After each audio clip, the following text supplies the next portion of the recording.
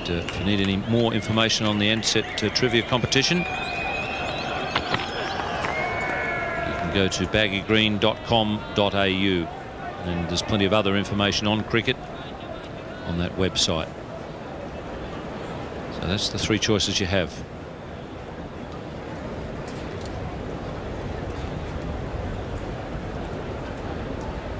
That is the question for today. In which year was the scorebook entry Lilly caught Willie, bowled Dilly, made in a test match? That would have delighted Irving Rosenwater, that little entry.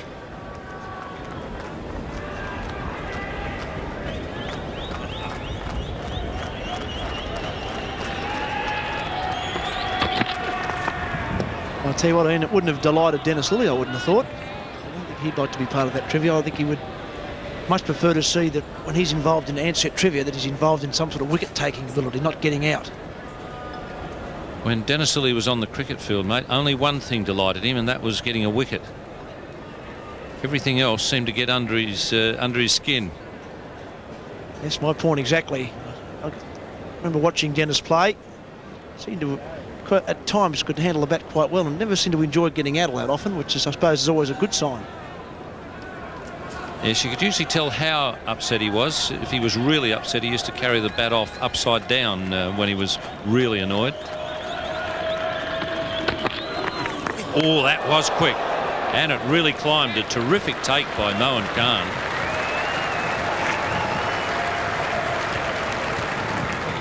Well, apart from the no ball, that was an excellent piece of cricket, really. 150 kilometres an hour, that was quick. It was through Ricky Ponting. A super take from Mohan Khan. That really took off. Ricky Ponting saying, where did that one come from? Well, I tell you what, that was climbing. We've just been talking about Dennis Lilly. His bowling partner, Jeff Thompson, at this ground got one to climb straight over Rodney Marsh's head, just like that delivery, and it bounced right underneath the scoreboard. Shoaib's enjoyed it. And once again, a climber. Well, that's good pace. See by the way Mohan Khan took that one as well. Shoaib Akthar is really building up a nice head of steam here. Look at that. If Mohan Khan lets that one go, that's probably only one or two bounces into the fence down that far end. So that's when it's nice to be up here in the commentary box and not out there with a green helmet on.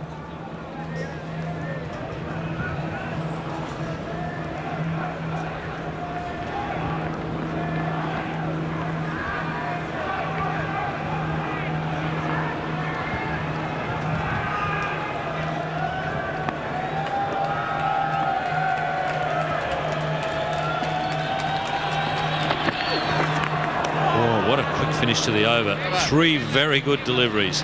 It's 4 for 340. Yes, this young man, he really did bowl a beautiful over. 7-ball over. Have a look at this. Genuine pace with the second new ball. That's a quick one. Beautifully taken. That was called a no ball, that quick one. That was a very, very good over. Bowling to a batsman who was set. The new batsman at the crease could have been edge or two there, a nervous push or a pull shot, but he's got the breeze across his shoulder. He knows his team needs a lot of wickets, this young man. Very exciting.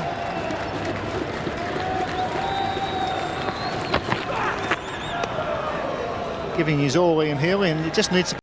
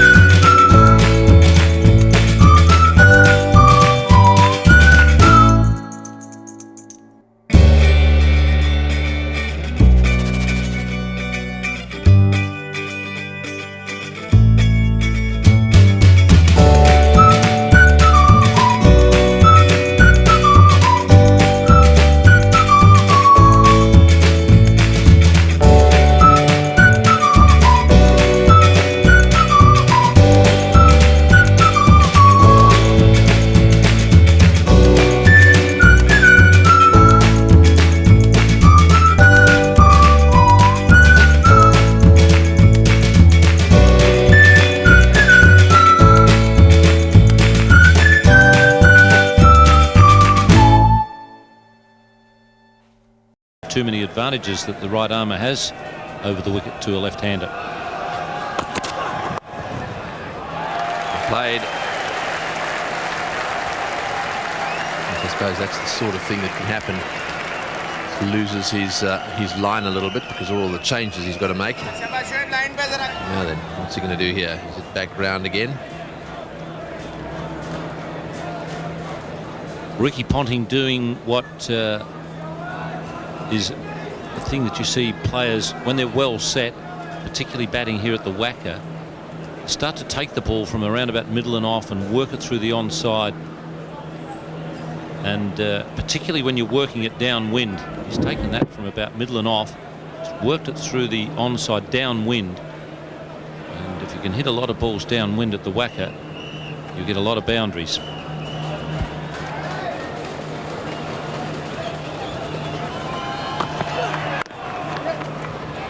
Another single. Well, these two are certainly writing themselves into the record books. The highest fifth wicket partnership ever was that 405 by Barnes and Bradman. It's 50-odd, 54 years ago. And Steve Waugh and Greg Blewett 385, Alan Border and Steve Waugh 332. That was undefeated, that partnership. This one's also not finished yet.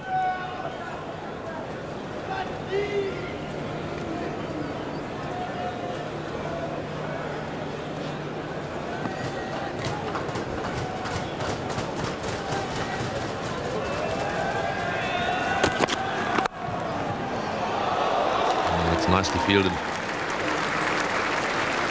6 off the over. 4 for 372.